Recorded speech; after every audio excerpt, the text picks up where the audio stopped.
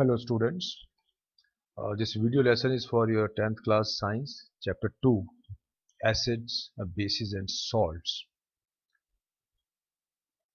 Now we start with our question number 1. How will you test for the gas which is liberated when hydrochloric acid reacts with an active metal?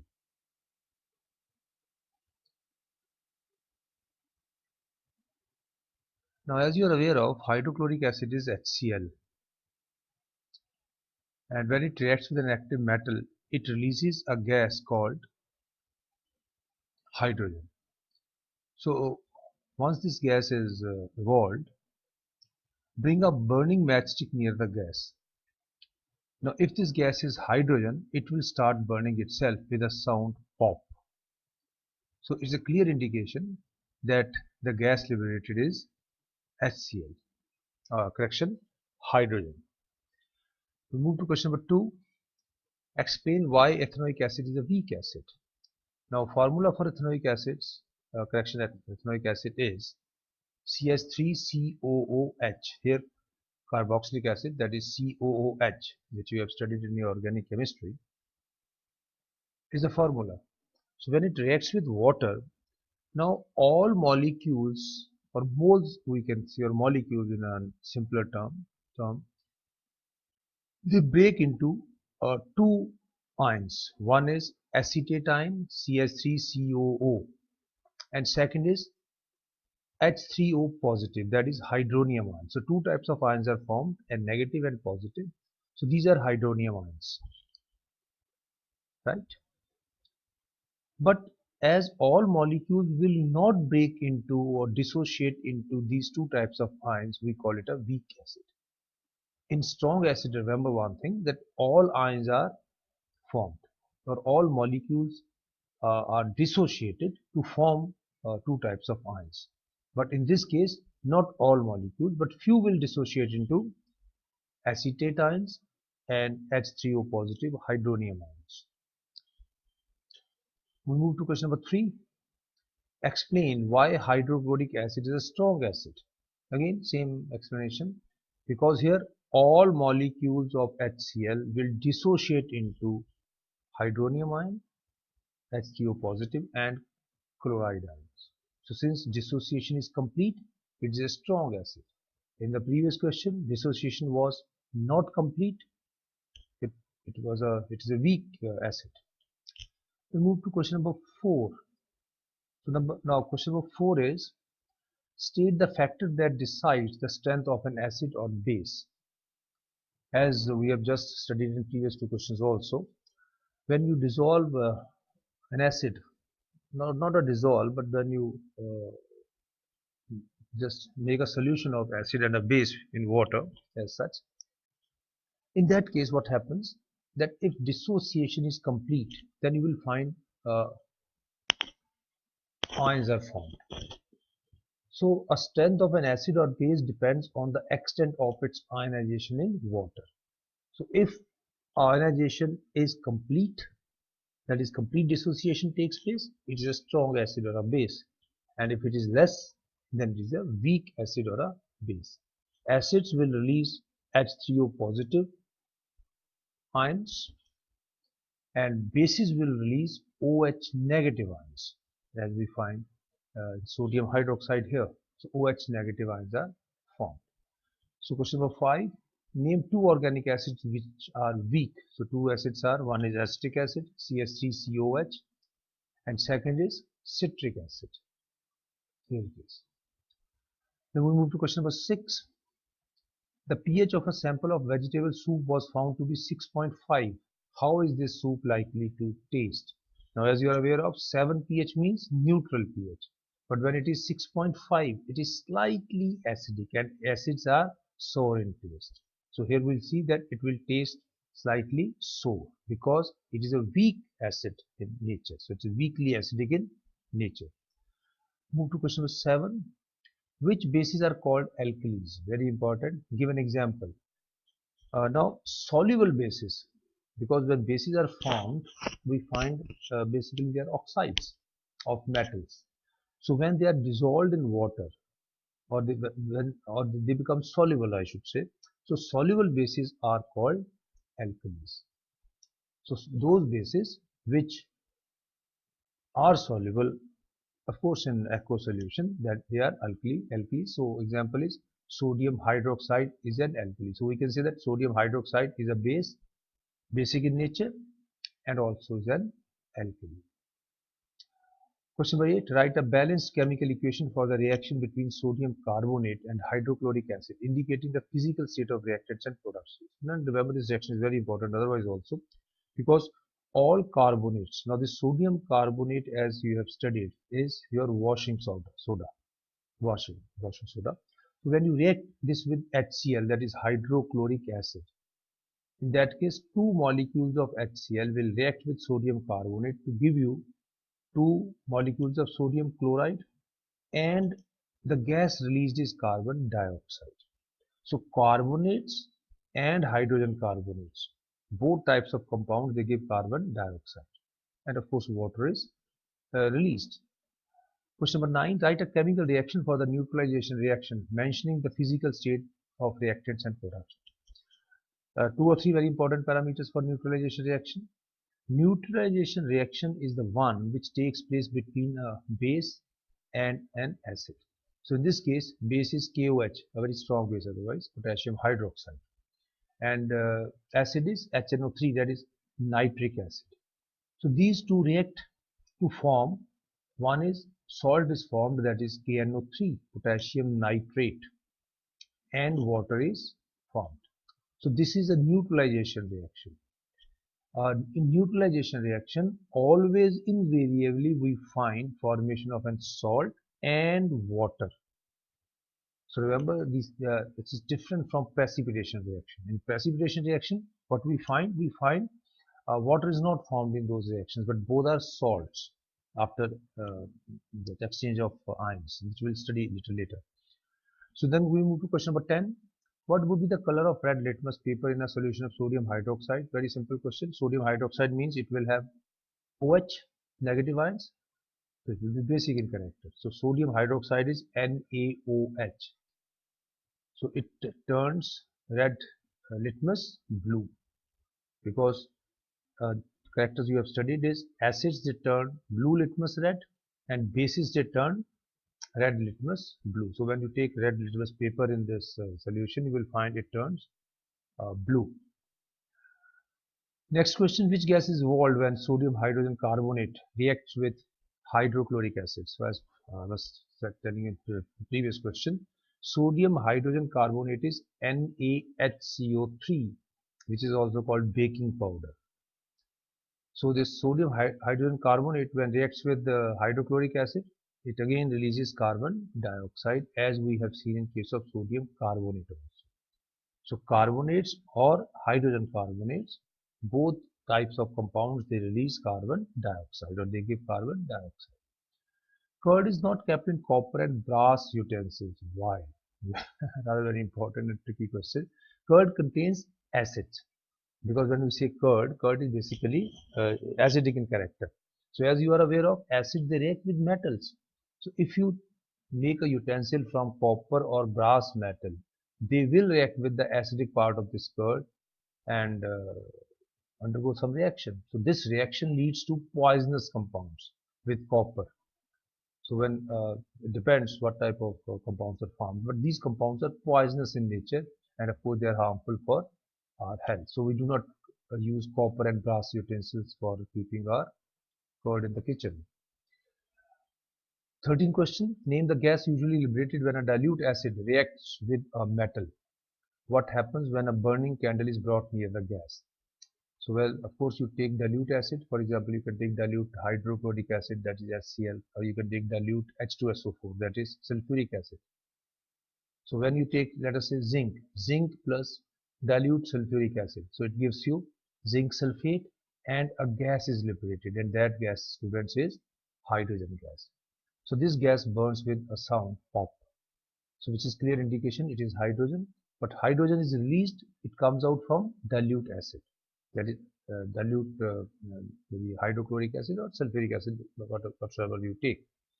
What is the color of litmus in a solution of ammonium hydroxide? Now ammonium hydroxide, as you see, contains OH ions, OH negative ions, and any such solution will turn red litmus blue, because bases they turn red litmus blue.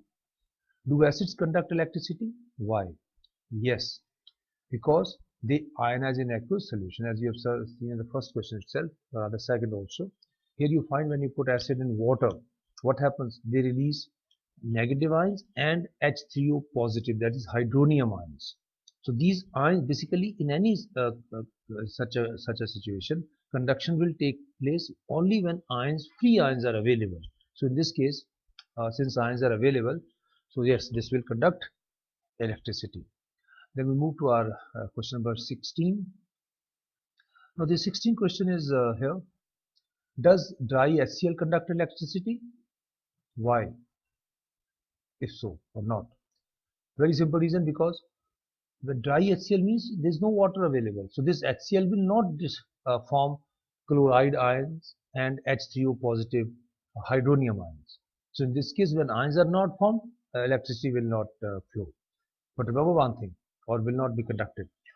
But if you put this HCl in water, it will form hydrochloric acid, which dissociates into chloride ions and H3O positive, that is hydronium ions. That will conduct electricity, but dry HCl will not, because ions are not there.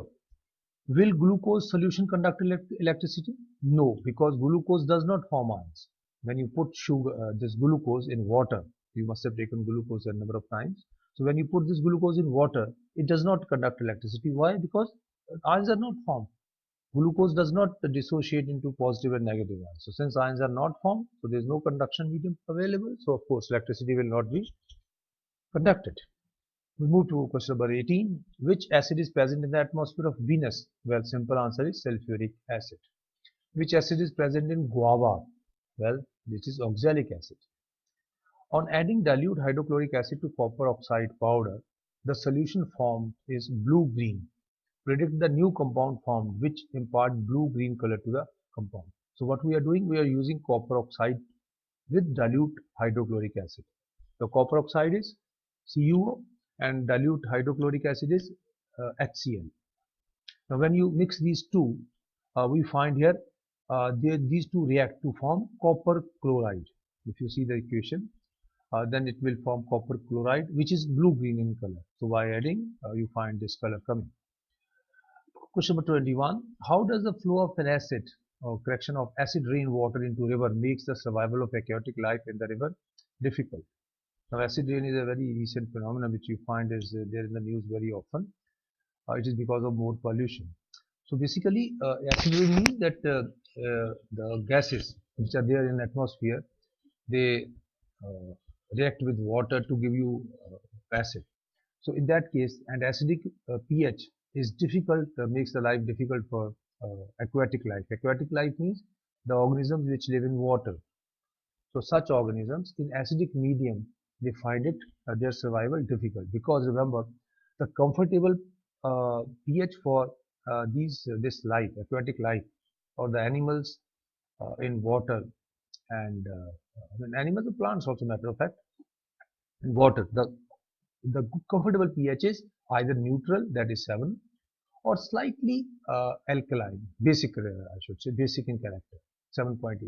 But when it is acidic, pH will not be 7, it will be less than 7, it may be around 6, 6.5 or something of that sort. And if it's more acidic, then of course animal may not at all able to live. Question number 22. Why should water be never added drop-wise to concentrated sulfuric acid? Very, very important question, and you must take proper precaution in your laboratory when you are doing some experiment here. Don't put water in acid, because this reaction is hyloexothermic. Lot of heat is released, and due to that release, this acid is going to cause explosion. And when any such thing is may happen, I mean it may be very dangerous. So what you should do always is take take water in a beaker and add acid drop-wise, and then have this dilute solution if you need for some experiment.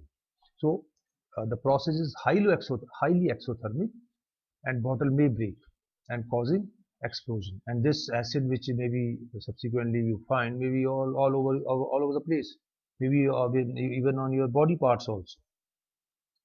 God forbid, I should not say mouth or face as such. Question number 23. There are two jars, A and B, containing food materials. Food in jar A is pickled with acetic acid, while B is not. Food of which jar will stale first? B will stale first because A contains acetic acid, which acts as preservative. Remember, in our homes also we use acetic acid as it's a very good preservative, because it does not allow microorganisms to grow fast. So when you put something in a preservative like acetic acid here, thing will not stale, or it will survive for longer period. So of course the answer very clear is A. B will stale first. Stale means its taste will change and you may not be able to eat it. What is the color of phenolphthalein in dilute HCl and dilute sodium hydroxide? As you are aware of, phenolphthalein is an indicator.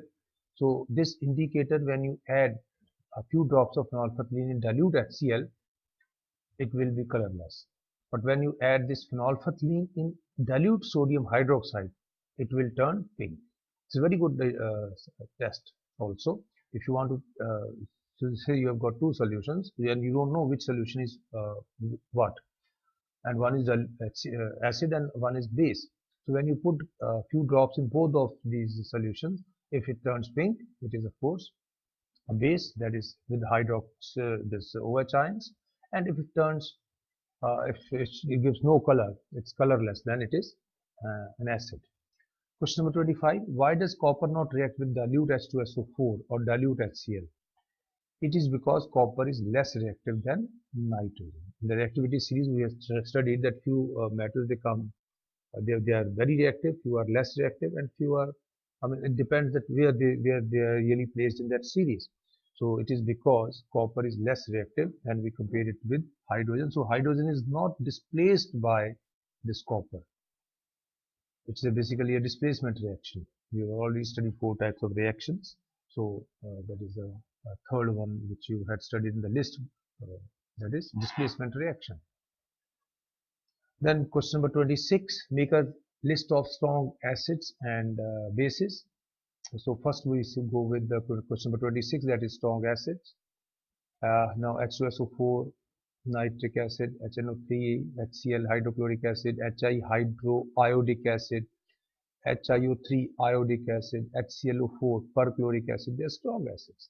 In weak acids we find carbonic acid, acetic acid, citric acid, which is there in citrus fruits like lemon and like that. Tartaric acid, well, you must have tasted this also. Oxalic acid, formic acid, boric acid. So all these are weak acids. Then next question is 27. Make a list of strong and weak bases. Bases means all should have OH. So NaOH, KOH, CaOH twice, calcium hydroxide, BaOH twice, barium hydroxide. Weak bases we find, again, strong bases are where dissociation is complete, and weak bases where dissociation or ionization is not complete. Ammonium hydroxide and NH4OH. Magnesium hydroxide, that is MgOH twice. Twice why we put here? Because valency of magnesium is 2, while NH4 is 1 positive. Aluminium, as you are aware of, is 3 positive. So formula here is aluminium hydroxide, that is AlOH thrice.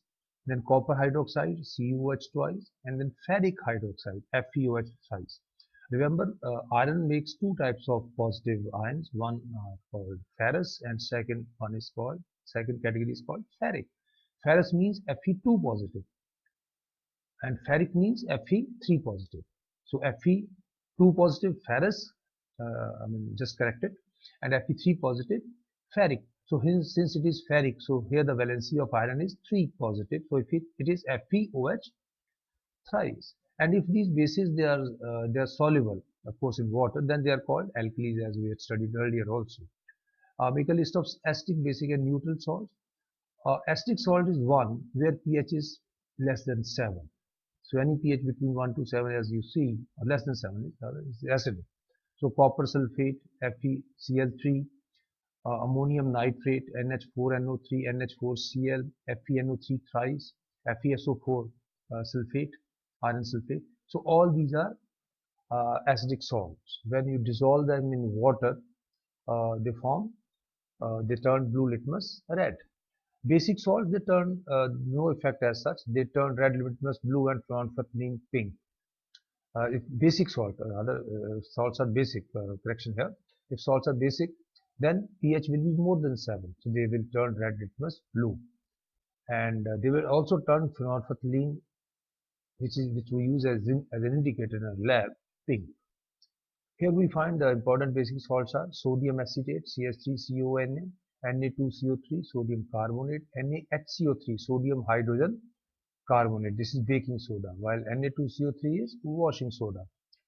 Copper carbonate, CuCO3, calcium carbonate, then potassium carbonate, K2CO3, lead carbonate, and so on. Then neutral salts we find sodium chloride, potassium nitrate, Na2SO4, sodium sulfate, BaCl2, barium chloride, and NaNO3, and so on. So with this we finish this lesson. Now what you have to do is make a audio of the same and send for your checking. And subsequently we will also be doing it as such its assignment as per our routine class.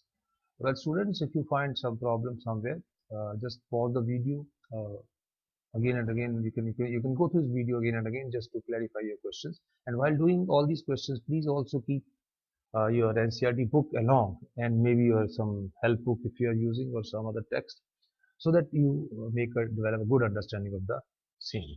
Okay, then bye. Send its audio as suggested.